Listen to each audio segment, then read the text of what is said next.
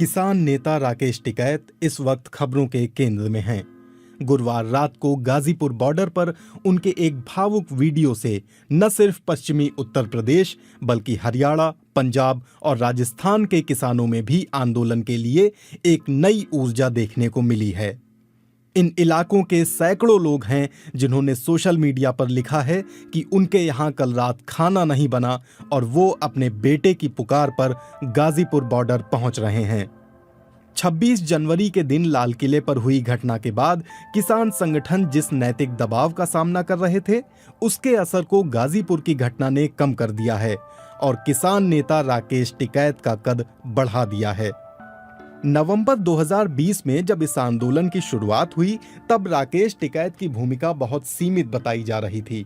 लोग उन्हें बिकाऊ कह रहे थे और कुछ लोगों का मानना था कि उनके होने से किसान आंदोलन का नुकसान होगा। 52 वर्षीय राकेश टिकैत ने गुरुवार को ऐलान किया कि देश का किसान सीने पर गोली खाएगा पर पीछे नहीं हटेगा। उन्होंने ये धमकी भी दी कि तीनों कृषि कानून अगर वापस नहीं लिए गए तो वो आत्महत्या करेंगे, लेकिन धरना स्थल खाली नहीं करेंगे। उनके इस तेवर ने लोगों को नामी किसान नेता महेंद्र सिंह टिकैत की याद दिलाई, जिन्हें पश्चिमी उत्तर प्रदेश का एक बड़ा इलाका सम्मान से बाबा टिकैत या महात्मा टिकैत कहता है। महेंद्र सिंह टिकैत उत्तर प्रदेश के लोकप्रिय किसान नेता रहे। वे भारतीय किसान यूनियन के अध्यक्ष भी थे और करीब 25 साल तक वे किसानों की समस्याओं को लेकर संघर्ष करते रहे। उन्हें करीब से जानने वाले बताते हैं कि 1985 तक टिकैत को कम ही लोग जानते थे, मगर उसके बाद स्थानीय स्तर पर बिजली के दाम और उससे जुड़ी समस्याओं को लेकर कुछ प्रदर्शन हुए, जिनमें प्रशासन से टकराव के बाद युवा किसानों ने बाबा टिकैत से उनका नेतृत्व करने की गुजारिश की और टिकैत जिम्मेदारी लेते हुए नौजवानों के साथ खड़े हो गए। वरिष्ठ पत्रकार रामदत्त त्रिपाठी बताते हैं, महेंद्र सिंह टिकैत की सबसे बड़ी ताकत थी कि वे अंत तक धर्मनिरपेक्षता का पालन करते रहे। उनकी बिरादरी यानी जाट किसानों के अलावा खेती करने वाले मुसलमान भी उनकी एक आवाज पर उठ खड़े होते थे और इसी के दम पर उन्होंने उस विशेष जगह को भरने का काम किया जो किसान मसीहा कहे जाने वाले चौधरी चरण सिंह के बाद खाली हुई थी। खड़ी बोली में बात करने वाले महेंद्र सिंह टिकैत एक सामान्य किसान थे, जिनका जीवन अपने गांव में ही गुजरा, लेकिन किसान आंदोलनों और अपने बयानों की वजह से कई बार सरकारों के साथ उनका टकराव हुआ। रामदत्त त्रिपाठी बताते हैं कि यूपी के पूर्व मुख्यमंत्री मुलायम सिंह यादव ने एक बार उन्हें गिरफ्तार करवा लिया था। पूर्व मुख्यमंत्री मायावती ने भी उन्हें गिरफ्तार करने के लिए पुलिस भेजी, मगर पुलिस असफल रही। तो इस तरह की घटनाओं ने एक बुजुर्ग किसान नेता की लोकप्रियता को हर बार और बढ़ाया। महेंद्र सिंह टिकैत का जब भी जिक्र होता है तब 1988 में दिल्ली के बोट क्लब में हुए किसानों के प्रदर्शन को जरूर याद किया जाता है। इस प्रदर्शन के बाद बोट क्लब के पास प्रदर्शन करने पर ही रोक लगा दी गई थी। उसे याद करते हुए रामदत्त त्रिपाठी कहते हैं, एक अनुमान के मुताबिक 5 लाख किसान दिल्ली चले आए थे। कुर्ता धोती पहने किसानों की एक पूरी फौज बोट क्लब पर जमा हो गई थी, जिनका नेतृत्व कर रहे लोगों में बाबा टिकैत एक मुख्य चेहरा थे। दिल्ली के शहरी लोग इससे जरा चिढ़ते थे क्योंकि किसानों ने उनकी आइसक्रीम खाने और घूमने की जगह पर कब्जा कर लिया था, लेकिन तब सरकार अब की तुलना में थोड़ी लचीली थी और विभिन्न पक्षों को सुना जाता था।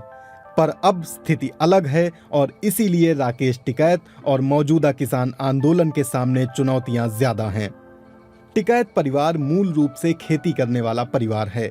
महेंद्र सिंह टिकैत के छोटे भाई भोपाल सिंह दिल्ली में अध्यापक थे और गांव में खेती का काम टिकैत संभालते रहे। टिकैत के घर 4 लड़के और 3 लड़कियां हुईं। इनमें से नरेश टिकैत, जिन्हें जवानी में 100 और 200 मीटर रेस का चैंपियन कहा जाता था, वो सबसे बड़े हैं। नरेश टिकैत भारतीय किसान यूनियन के मौजूदा राष्ट्रीय अध्यक्ष हैं और इलाके की एक बड़ी खाप पंचायत बालियान खाप के मुखिया भी हैं। बालियान खाप में मुजफ्फरनगर जिले के 80 से ज्यादा गांव शामिल हैं। उनके बाद राकेश टिकैत हैं, जिनका जन्म 4 जून 1969 को मुजफ्फरनगर जिले के सिसौली गांव में हुआ। ये टिकैत परिवार का पैतृक गांव है। राकेश टिकैत ने एमए तक पढ़ाई की है। उनके पास वकालत की डिग्री भी बताई जाती है। वे भारतीय किसान यूनियन के मौजूदा राष्ट्रीय प्रवक्ता हैं और उनका संगठन किसानों के संयुक्त मोर्चे में भी शामिल है। तीसरे और चौथे नंबर पर हैं नरेंद्र और सुरेंद्र टिकैत, जो स्थानीय शुगर मिलों में काम करते हैं और खेती का काम संभालते हैं। टिकैत बंधुओं ने बीते 2 दशकों में अपनी खेती की जमीन और पहचान दोनों ही बढ़ा लिए हैं, पर चारों भाइयों में नरेश और राकेश टिकैत की सार्वजनिक पहचान बाकियों से ज्यादा मजबूत है। टिकैत परिवार के मुताबिक ये दोनों ही सरकारी नौकरियों के लिए चुने गए, मगर दोनों ने ही खेती से जुड़े रहकर अपने पिता की विरासत को आगे ले जाने का निर्णय लिया। राकेश के छोटे भाई सुरेंद्र टिकैत ने बीबीसी से बातचीत में कहा कि उन्हें टीवी पर यूं परेशान होता देख परिवार और पूरा गांव विचलित जरूर हुआ, लेकिन डर का भाव किसी के चेहरे पर नहीं था। उन्होंने कहा कि जो शख्स किसानों के आंदोलनों में शामिल होने की वजह से 43 बार जेल जा चुका है, उसे 44वीं बार जेल जाते देखना कोई हैरानी की बात नहीं थी, पर हमने इस परिस्थिति का सामना पहले नहीं किया था। टिकैत के कुछ आलोचकों का कहना है कि वो फंस चुके हैं। अगर वो गाजीपुर से उठते हैं तो उनके खिलाफ केस तैयार हैं, पुलिस उन्हें गिरफ्तार करेगी और धरना स्थल खाली करा लिया जाएगा। नरेश टिकैत ने गुरुवार को कहा भी था कि गाजीपुर बॉर्डर खाली कर देना चाहिए। वहीं सिंघू बॉर्डर पर डटे पंजाब के किसान संगठन टिकैत की गतिविधियों पर नजर रखे हुए थे कि कहीं वीएम सिंह और भानु प्रताप जैसे नेताओं की तरह वो भी अलग होने का विचार तो नहीं कर रहे। ऐसे में उनके पास समर्थन की अपील करने का ही विकल्प बचा था। लेकिन राकेश टिकैत के समर्थक इस थियरी में विश्वास नहीं रखते। उनके भाई सुरेंद्र टिकैत के मुताबिक गाजीपुर पर बैठे हजारों किसानों की जिम्मेदारी यूनियन की है।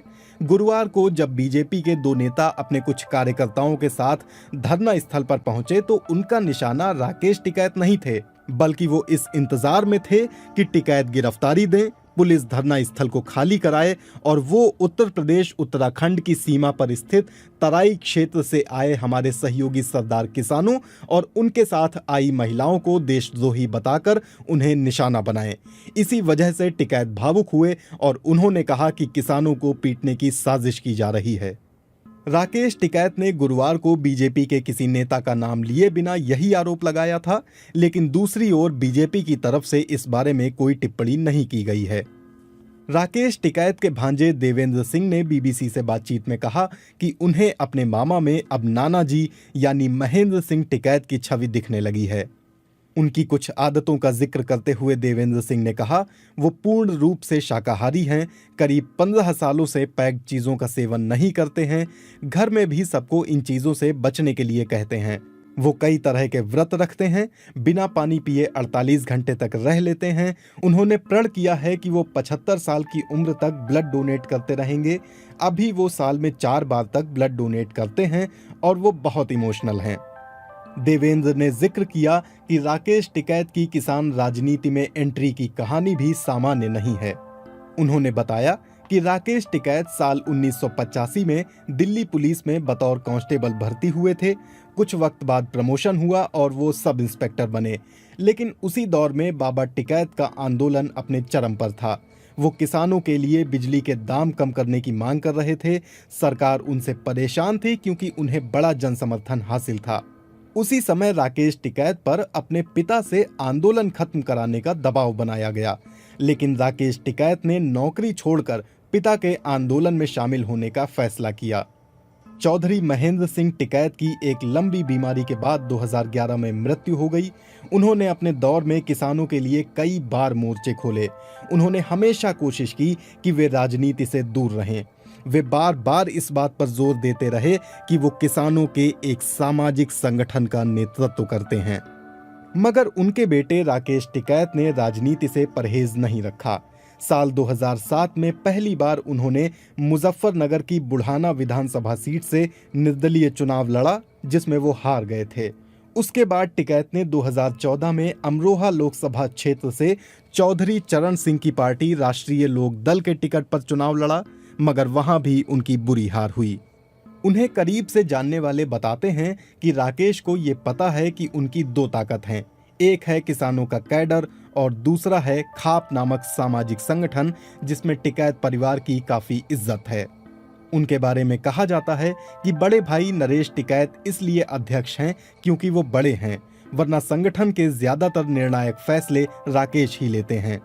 बीते समय में जैसे जैसे भारतीय किसान यूनियन का प्रभाव बढ़ा है, राकेश टिकैत को क्षेत्रीय राजनीति पर अपना प्रभाव साबित करते देखा गया है। 2019 के लोकसभा चुनाव से पहले राकेश टिकैत किसानों की ट्रैक्टर रैली को लेकर दिल्ली गेट तक आ गए थे। उस समय भी किसानों और दिल्ली पुलिस के बीच जबरदस्त टकराव हुआ था। उस समय टिकैत के आलोचकों ने कहा था कि भोले भाले किसानों को लेकर राकेश टिकैत ने ये स्टंट अपनी राजनीतिक महत्वाकांक्षाएं पूरी करने के लिए किया, जिसका किसानों के हित में कोई नतीजा नहीं निकला।